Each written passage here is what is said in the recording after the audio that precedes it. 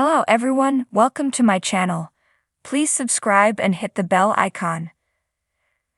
The bold and the beautiful recap for June 12, 2024. Poppy plays house. Poppy sets up house while Finn reassures Steffi about hope in the bold and the beautiful recap for June 12, 2024.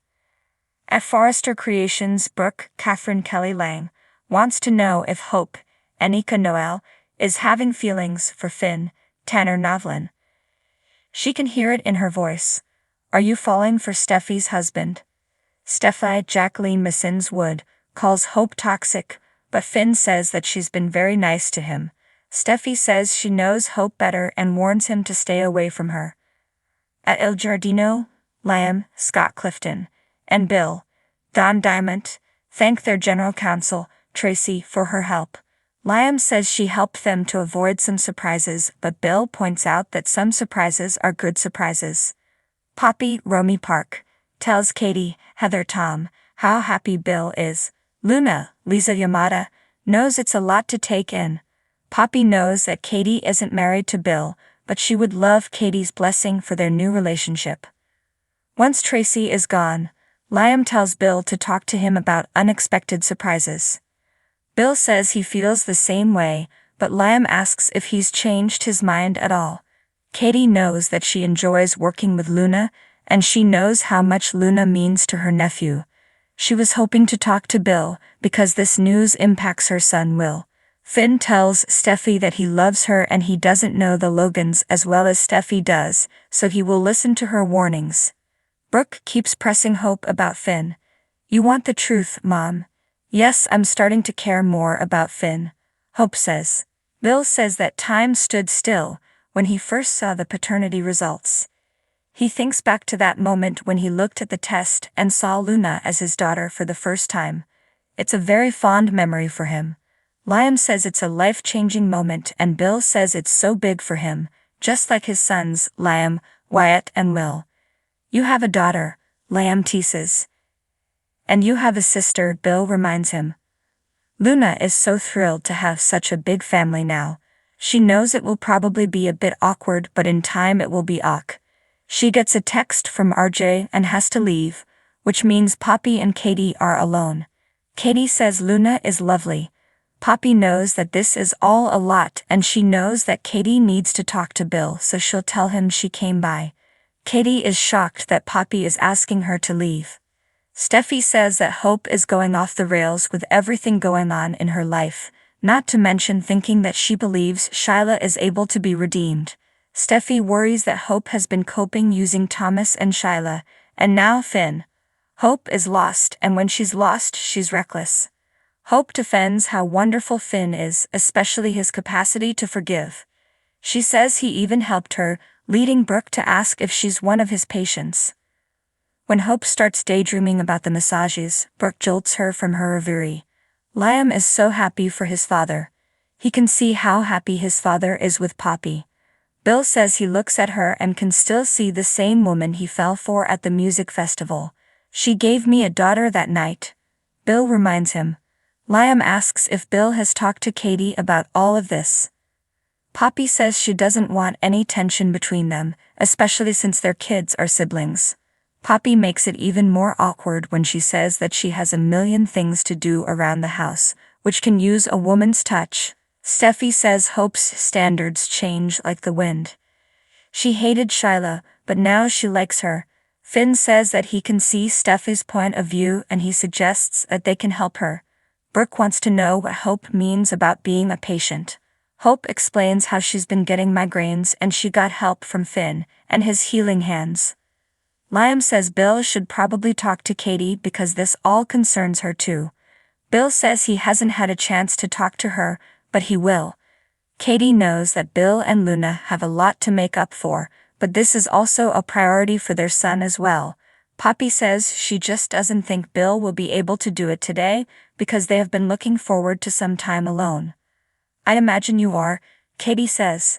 Steffi is doubtful about Finn wanting to help Hope. He explains that Hope opened up to him and has been under stress. He points out that the rivalry between their families didn't start with them, they started with their mothers. What's next, Kelly and Beth? Steffi doesn't want that to happen, so Finn says that they should try to focus on being one big extended family. He assures her that she has nothing to worry about with Hope. Hope explains that Finn gave her pressure point therapy for her migraines. Oh my God, Brooke exclaims. Hope says it's not what Brooks thinks and she's worried about Steffi pushing him around.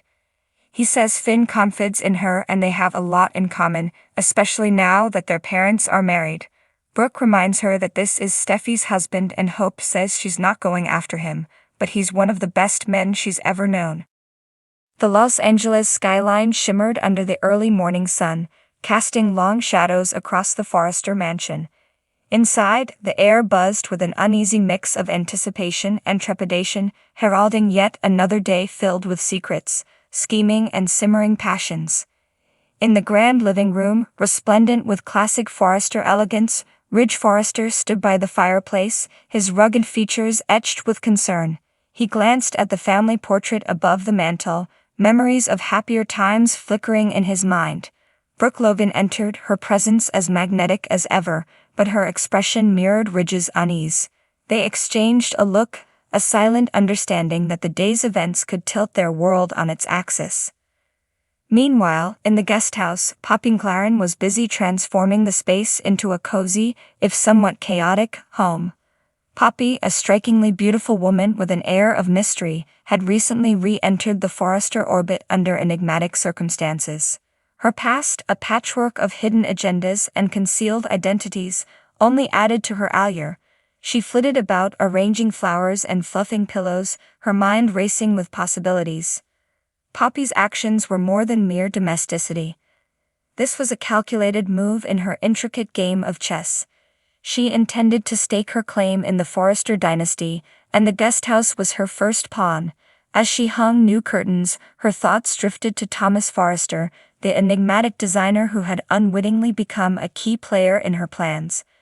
At Forrester Creations, Thomas was engrossed in sketching a new line, his intense focus masking the turmoil within. The recent upheavals in his personal life had left him vulnerable, and Poppy's sudden reappearance had only added to the confusion.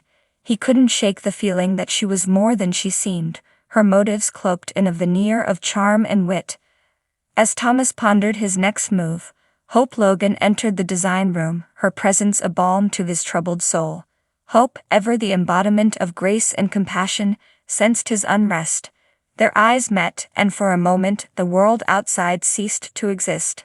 Hope's marriage to Liam Spencer had been a roller coaster of emotions, and Thomas's steadfast presence had become a source of solace. "Thomas, is everything all right?" Hope's voice, soft yet filled with concern, broke the silence. Thomas sighed, setting down his pencil. "I wish I knew, Hope. Poppy's back, and I can't shake the feeling that she's up to something." Hope nodded, her own thoughts a tangled web of loyalty and doubt. Poppy's return had stirred memories of past betrayals and lingering questions. "We'll figure it out together, Thomas, just like we always do." Back at the Forrester mansion, the tension between Ridge and Brooke reached a boiling point. Their marriage, a saga of epic proportions, had weathered countless storms, but Poppy's presence threatened to unleash a new tempest. Brooke's intuition told her that Poppy was a force to be reckoned with, and she wasn't about to let her family be torn apart. "Ridge, we need to talk about Poppy," Brooke began, her tone resolute. Ridge nodded, his jaw set in determination. "I know, but we need to tread carefully. She's unpredictable." As they strategized, Poppy made her way to the main house, her every step a calculated move in her grand design. She entered the living room, her smile disarming, but her eyes cold and calculating. "Good morning, Ridge." "Brooke. I hope I'm not intruding." Ridge forced a smile, his eyes flicking to Brooke. "Not at all, Poppy. We were just discussing some family matters." Poppy's gaze lingered on Ridge, her charm turned up to full effect. "I was hoping we could talk about my future here. I've grown quite fond of the guest house, but I feel like there's so much more I could contribute to the family."